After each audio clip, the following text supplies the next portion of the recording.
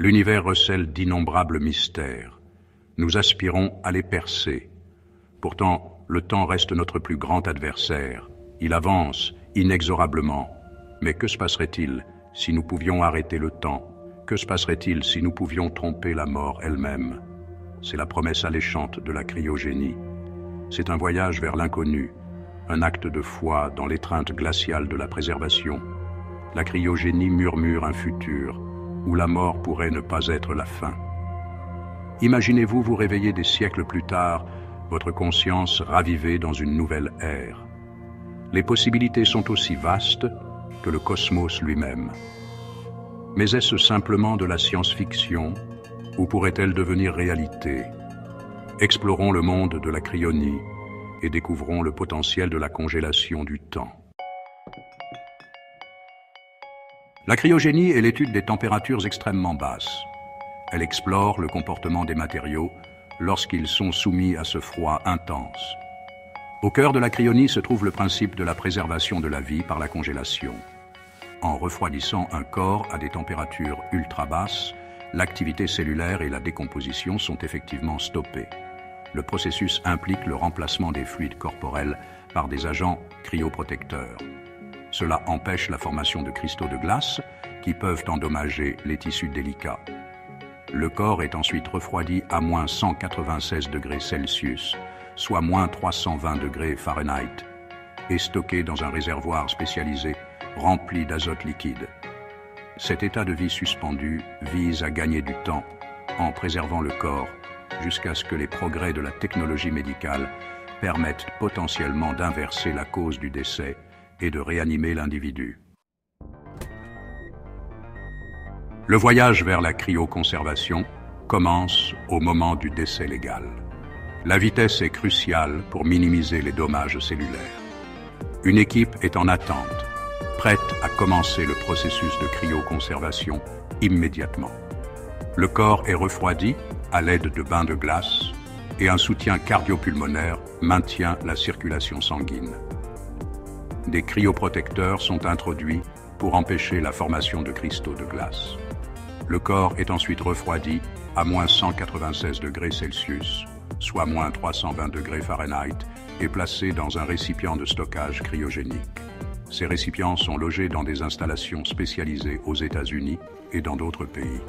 La cryonie reste un sujet controversé, avec un débat permanent sur sa validité éthique et scientifique. Un acte de foi cryonique, histoire vraie. Bien que la promesse de réanimation reste un espoir lointain, des milliers de personnes dans le monde ont adopté la cryonie. Ils la voient comme un investissement dans un avenir où la mort pourrait ne plus être définitive. Un exemple est celui de James Bedford, un professeur de psychologie californien. En 1967, il est devenu la première personne à être cryoconservé.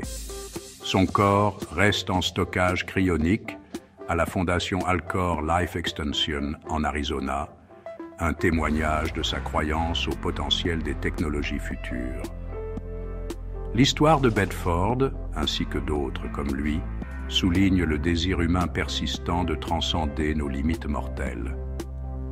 La décision de subir une cryoconservation est profondément personnelle, alimentée par un mélange d'espoir, de curiosité et peut-être une touche de peur face à la finalité de la mort. Le carrefour éthique de l'immortalité. La quête de l'immortalité soulève de profondes questions éthiques. Si nous pouvions tromper la mort, qu'est-ce que cela signifierait pour notre société, nos valeurs et notre compréhension de ce que signifie être humain?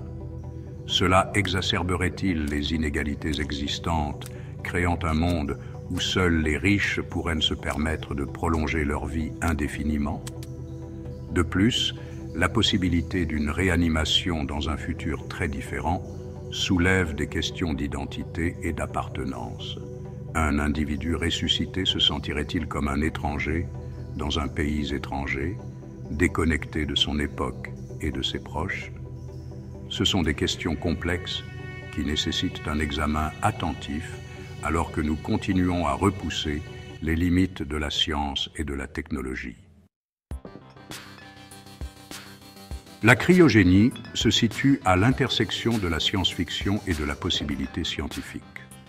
Elle représente la fascination durable de l'humanité pour l'immortalité et notre quête incessante de connaissances. Bien qu'il reste à voir si la cryonie tiendra sa promesse de tromper la mort, elle nous rappelle puissamment notre curiosité sans bornes et notre désir d'explorer l'inconnu. Feriez-vous le grand saut et confieriez-vous votre avenir à l'étreinte glaciale de la cryonie? La réponse, comme l'univers lui-même, reste pleine de mystères.